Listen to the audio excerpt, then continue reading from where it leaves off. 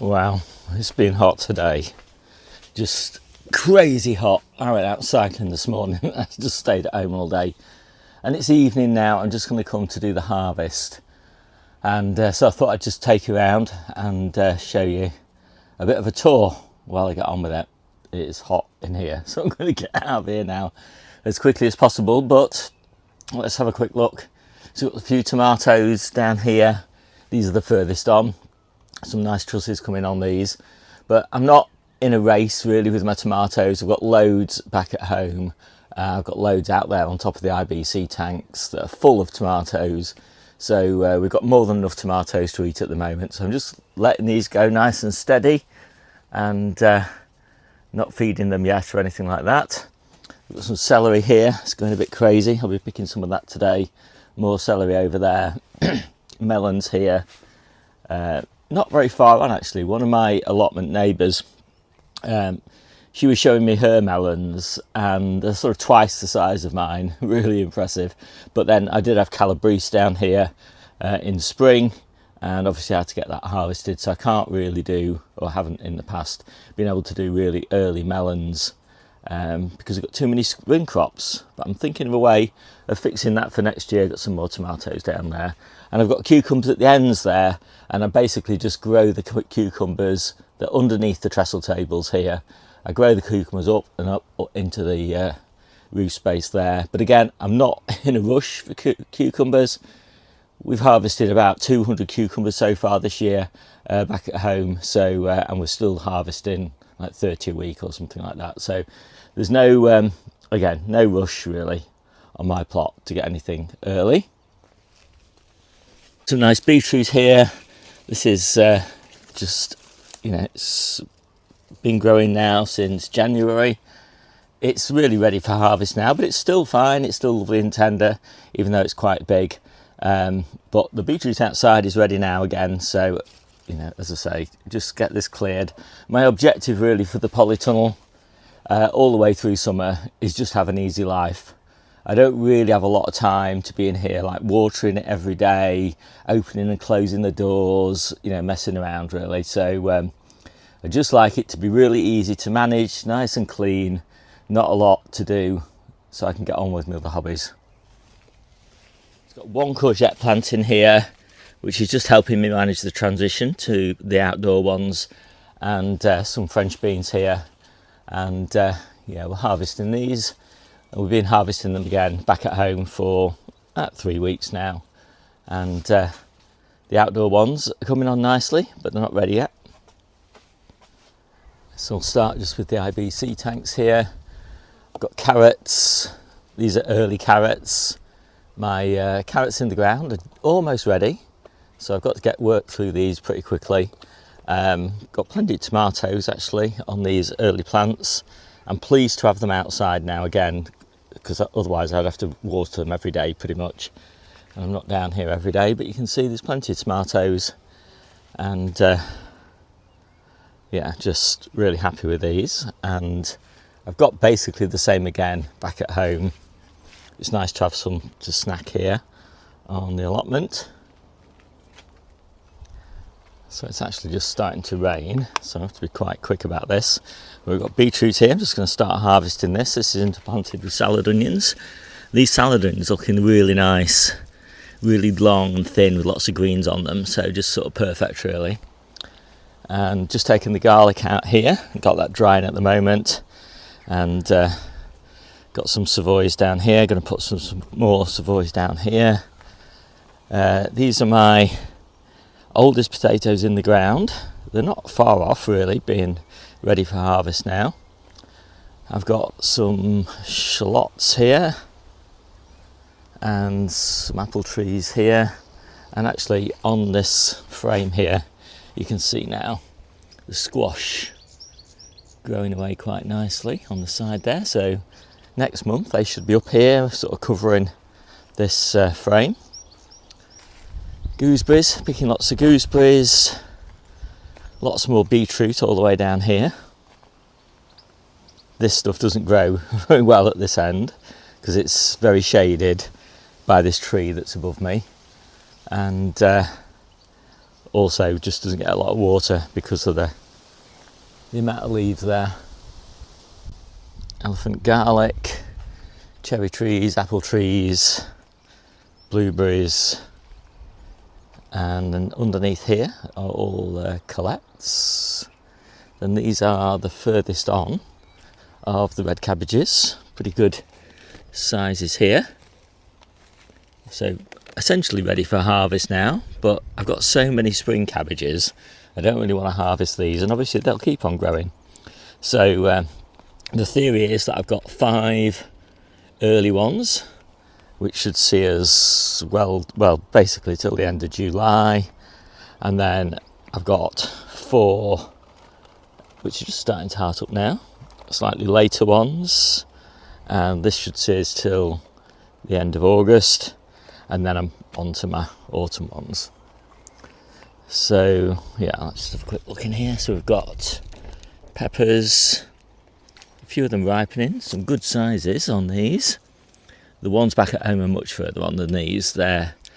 Lots of those are ripening, but just taking the peas out of here and put some French beans in. I've got some broad beans there. They're looking really good.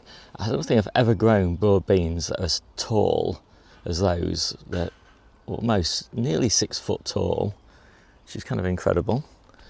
Just letting the asparagus grow on now. Just harvested all the onions that were in that asparagus bed, and I've actually also harvested all of the onions that were in that bed. You can just see the outline of it here, and I'm covering it over when I can get hold of some wood chip to make a table, a sort of picnic table area there.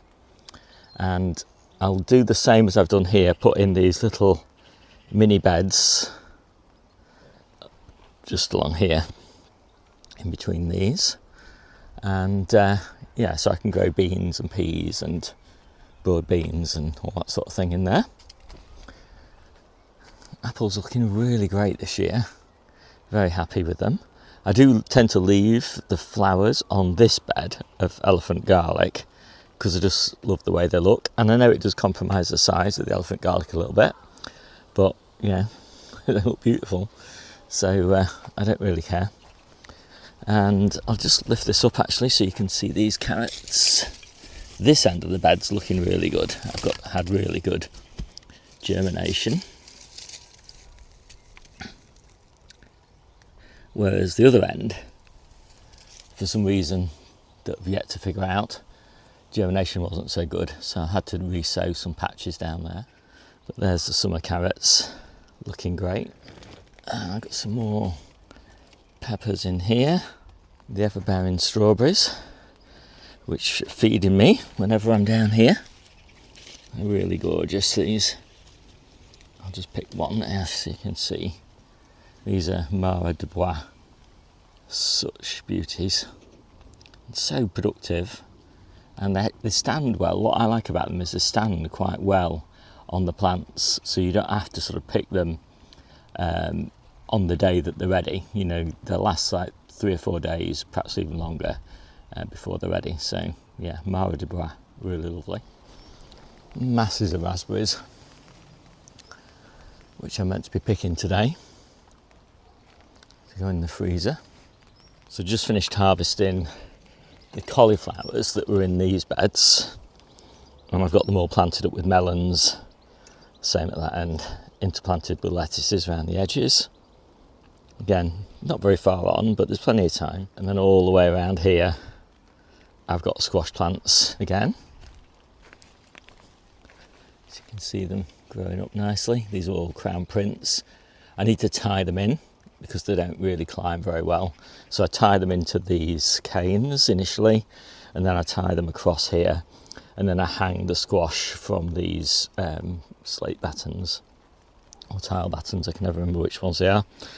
And then I've got some more elephant garlic there, and I've just taken the garlic out of there. And then in here I've got a couple of big courgette plants that are going absolutely crazy. I was kind of hoping I'm choking on that strawberry that I've just eaten. I was hoping that I would get these lettuces harvested before they squash sort of take over. But these are a summer squash, and they're just going wild. I only planted them 2 weeks ago, and they're only little tiny plants. But it's been that sort of weather. And then down here, just taking cauliflowers out of here as well. And again, a couple more melon plants. I really like putting melon plants in because they take advantage of these low tunnels, which there's not many things really need low tunnels in summer. And they're sort of out the ground by September, which is great because it means I can get 2 harvests out of these before I put my cauliflowers in February, so I can get an autumn harvest and a winter harvest. So it's just really nice. I try and get 4 harvests out of every bed each year, so nothing's particularly far on or particularly impressive on my plot because, as I say, I've taken 2 harvests out of every bed already this year. So everything starts late. Got a few potatoes here in containers.